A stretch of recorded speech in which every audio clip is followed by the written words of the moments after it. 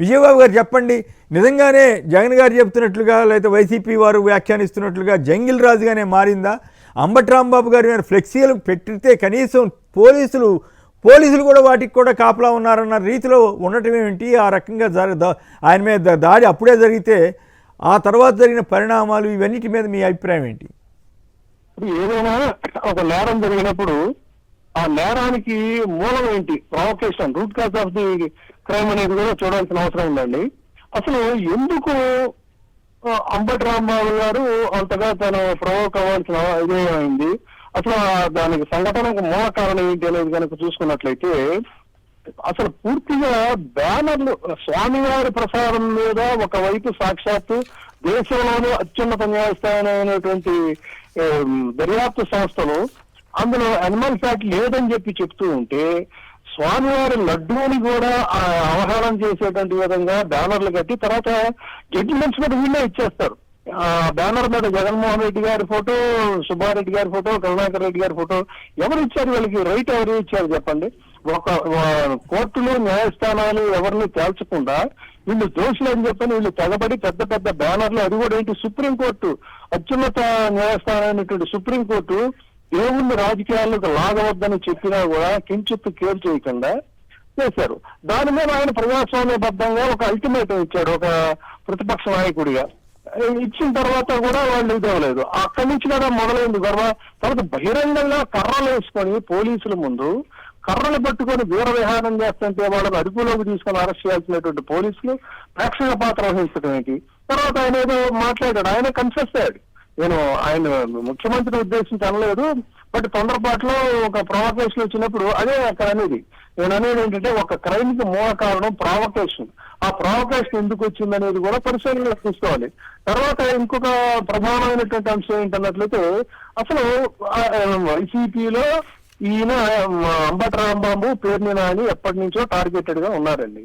కాబట్టి ఆయన అదన కోసం, అవకాశం కోసం చూస్తున్నారు. ముందు జరిగింది ఏంటి, ఇక్కడ మాట్లాడిన తర్వాత 2 వ్యాన్లలో పోలీసులు వెళ్లారు, ఎస్ఐ వీళ్ళంతా కూడా ఆయన ప్రిమిసెస్ లోకి వెళ్లారు. ఏంటి అని అంటే, నోటీసులు ఇవ్వడానికి వచ్చామంటే నోటీసులు ఇవ్వమని చెప్పి అన్నాడు ఆయన. అక్కడే అరెస్ట్ చేసి తీసుకెళ్తుంటే అది ప్రజాస్వామ్యబద్ధంగా జరిగేది. కానీ వాళ్ళ ఉద్దేశాన్ని మార్చుకొని ఆర్గనైజ్డ్ గా, ఒక వ్యవస్థీకృతంగా ప్లాన్ చేసుకుని పెద్ద ఒక మోకరీ అంటారు కదా, ఆ మోకరీగా వచ్చి అది ఎమ్మెల్యే ఆధ్వర్యంలో అటాక్ చేయటం, ముందు మహిళల్ని పెట్టడం, ఆ వీళ్ళు ఒకవేళ ఎదురు దాడి చేసినట్టు ఎదురు మహిళల మీద దాడి చేశారని అది ఇంకో తరం తీసుకుని ఉండేది. ఈ విధంగా అసలు ప్రజాస్వామ్యంలో పబ్లిక్ గా ఇళ్ల మీద కలబడి ఇంట్లో మహిళలు, చంటి పిల్లలు వీళ్ళందరూ ఉంటే కూడా ఇంత దారుణం చేయటం. చుట్టుపక్కల మీద కూడా దాడి చేశారంట, అదే విచిత్రం. మొన్న భూమన గారి మీద, ఆ తర్వాత రజనీ గారి మీద, పూజలు చేసుకునే వాళ్ళ మీద కూడా దాడులు చేయటం చాలా విచిత్రమైన పరిస్థితి. అటువంటి కంట్రోల్ చేయలేని పరిస్థితి. వాళ్ళ అధిష్టానికి వ్యతిరేకంగా పూజలు చేయకూడదు, వ్రతాలు చేయకూడదు, మాట్లాడకూడదు. అండ్ మోరవరు ఒక పాయింట్ చెప్పదలుచుకుంది ఏంటంటే, ఈ సందర్భంగా ఒక స్పెసిఫిక్ కమ్యూనిటీ, ఇక్కడ నా పొద్దున్నే నాబోటాడు కులాల గురించి మాట్లాడుతూ కొంచెం ఎంబరాసింగ్ సిచ్యువేషన్, కానీ అనివార్యంగా మాట్లాడాల్సి వచ్చినటువంటి పరిస్థితి. కాబట్టి ఈ రోజున చంద్రబాబు నాయుడు గారికి ఏంటంటే, అయితే ఒక కాపు వర్గంలో ఆయనకి అనుకూలంగా ఊడిగం చేసేవాళ్ళు ఉండాలి, అంతే తప్ప ఆయనకి వ్యతిరేకంగా మాట్లాడితే ఆయన వంగవీటి రంగా కావచ్చు, పేర్ని నాని కావచ్చు, అంబటి రాంబాబు కావచ్చు, ఎవరైనా కానీ వాళ్ళని ఏంటంటే పద్మనాభం పేరు మర్చిపోయారు, ఆయన పెద్ద విషయం వస్తున్నా, వాళ్ళని అణిచివేస్తారు.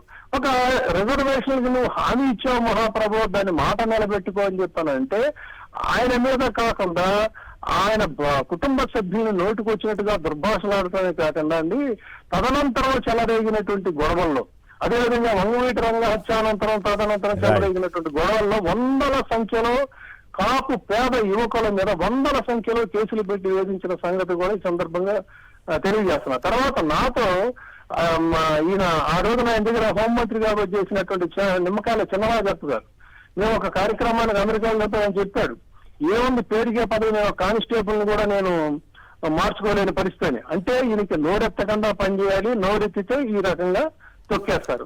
మరి ఒకటి ముగిస్తున్నా నేను, ఒకటే పాయింట్, ముఖ్యమంత్రి మీద అనుచిత వ్యాఖ్యలు అనే దాని మీద ఇంత చెలరేగిపోయారు.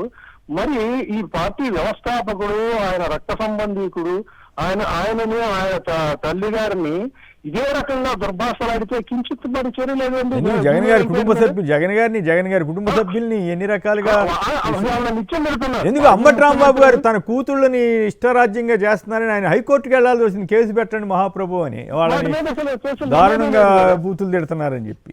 నేననేది జూనియర్ ఎన్టీఆర్ ఆమె తల్లి గారి మీద కూడా ఇదే తరహాలో మాట్లాడితే ఎందుకు మరి మీరు యాక్షన్ తీసుకోలేదు? ఏం చేస్తాం కాదు, ఎస్పీ గారి ఇంటికి వెళ్తే అపాయింట్మెంట్ కూడా ఇవ్వరా, లోపలికి కూడా పిలవరా, చాలా ఆశ్చర్యంగా ఉంది ఈ వ్యవస్థ. నేను వైసీపీ వాళ్ళకి ఒక అడ్వైజ్ చేస్తాను.